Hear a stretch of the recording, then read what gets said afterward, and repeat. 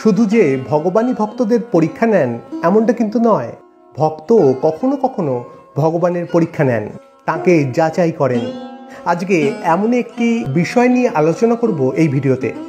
ঠাকুর যখন তার পার্থিব দেহ ত্যাগ করলেন, অর্থাৎ 1886 সাল, সেই সময় ঠাকুরের পবিত্র চিতাভস্য কোথায় রাখা হবে সেই নিয়ে ভক্তদের মধ্যে একটা মতবিরোধ দেখা যায়, প্রধানত গৃহী ভক্ত এবং ত্যাগী ভক্তদের মধ্যে। রামচন্দ্র দত্ত তিনি প্রস্তাব দিয়েছিলেন যে ঠাকুরের এই পবিত্র চিতাভস্য কাকুরগাছির যে যোগোদ্যান, সেই যোগোদ্যানে সমাহিত করা হোক। গৃহী ভক্তরা এটিতে সমর্থন জানালেও ত্যাগী ভক্তদের মধ্যে অনেকেরই আপত্তি ছিল, বিশেষ করে শশী মহারাজ এবং নিরঞ্জন মহারাজের। তারা চাইছিলেন যে গঙ্গার ধারে কোনো মন্দির নির্মাণ করে সেখানে এই পবিত্র চিতাভস্যকে সমাহিত করা হোক, কারণ ঠাকুর বরাবর গঙ্গার পাড়ে থাকতে ভালোবাসতেন এবং ঠাকুরের প্রধান সাধন কার্য এই গঙ্গার তীরেই হয়। তো নানান মতবিরোধের পর শেষে এই পবিত্র চিতাভস্যের কিছুটা অংশ ওই কাকুরগাছির যোগোদ্যানে সমাহিত করা হয় এবং বাকি অধিকাংশই আলাদা সরিয়ে রাখা হয়। পরবর্তীকালে যখন বেলুড় মঠ স্থাপন করা হয়, তারপর 1898 সালে স্বামীজি এই পবিত্র চিতাভস্যের অধিকাংশ একটি রূপোর শিবলিঙ্গের আকৃতির কৌটোর মধ্যে ভরে নিজের মাথায় করে সেটি বয়ে নিয়ে এসে বেলুড় মঠে স্থাপন করেন। আমরা জানি যে কাশীপুরে থাকাকালীন ঠাকুর একবার স্বামীজিকে বলেছিলেন, নরেন, তুই আমাকে মাথায় করে যেখানে নিয়ে গিয়ে রাখবি আমি সেখানেই থাকব, সেটা কোনো গাছতলা হোক কি রাজপ্রাসাদ কি কোনো কুটির। তো সেই কথা রেখে স্বামীজি এই পবিত্র চিতাভস্যের কিছুটা অংশ ওই রূপোর কৌটোর মধ্যে ভরে মাথায় করে নিয়ে এসেছিলেন বেলুড় মঠে, এবং এই কৌটোটিকেই বলা হয় আত্মারামের কৌটো। এবং বিশ্বাস করা হয় যে ঠাকুর প্রত্যক্ষভাবে এই আত্মারামের কৌটোর মধ্যে অবস্থান করেন, যেটি বেলুড় মঠে ঠাকুরের ঘরে রাখা আছে। এবং শোনা যায় যে স্বামীজি যেদিন এই আত্মারামের কৌটোটি প্রতিস্থাপন করেছিলেন বেলুড় মঠে, সেই দিন স্বামীজি এই আত্মারামের কৌটোর সামনে গিয়ে ঠাকুরকে প্রশ্ন করেন, তুমি এখানে থাকবে তো? এবং তখন ঠাকুরের উত্তর স্বামীজির কানে ভেসে আসে, থাকবো। স্বামীজি আবার জিজ্ঞাসা করেন, বলো থাকবে? ঠাকুর বলেন, থাকবো।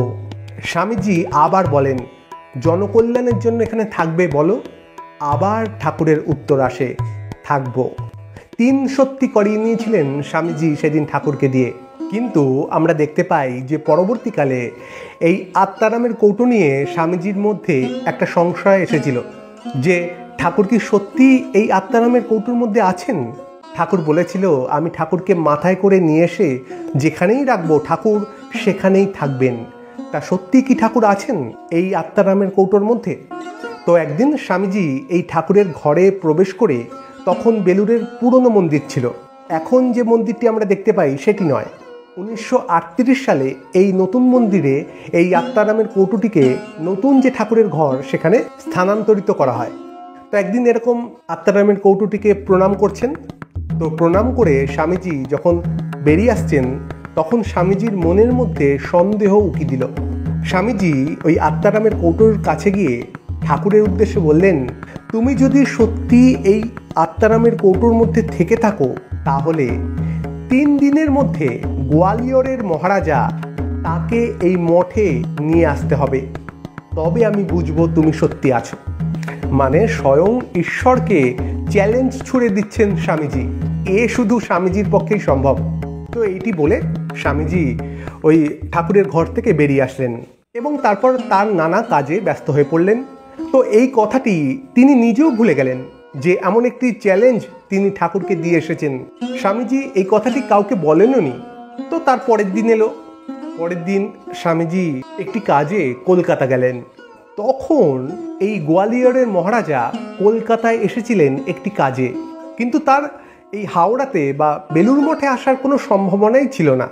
কিন্তু ওই দিন ঘটল এক আশ্চর্য ঘটনা।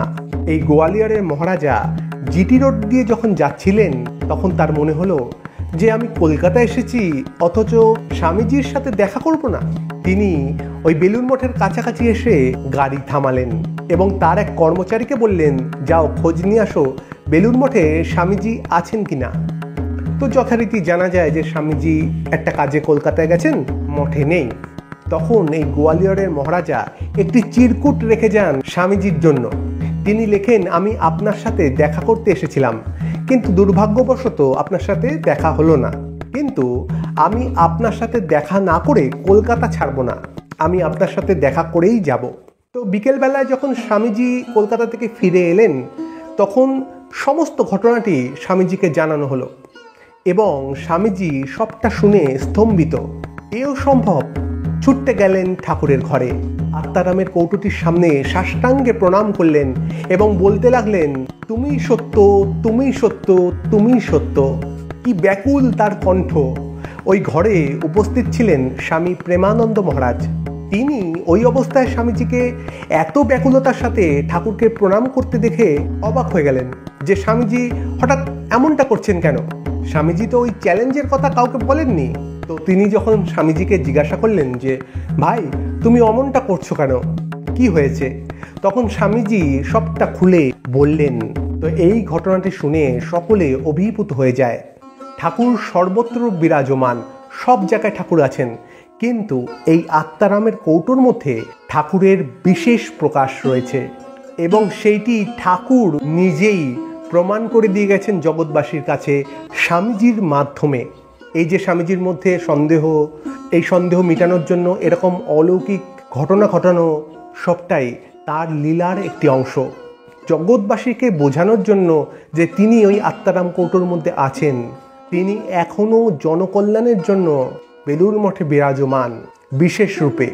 বছরে 3 দিন এই আত্মারামের কৌটোটি জনসম্মুখে নিয়ে এসে পুজো করা হয়।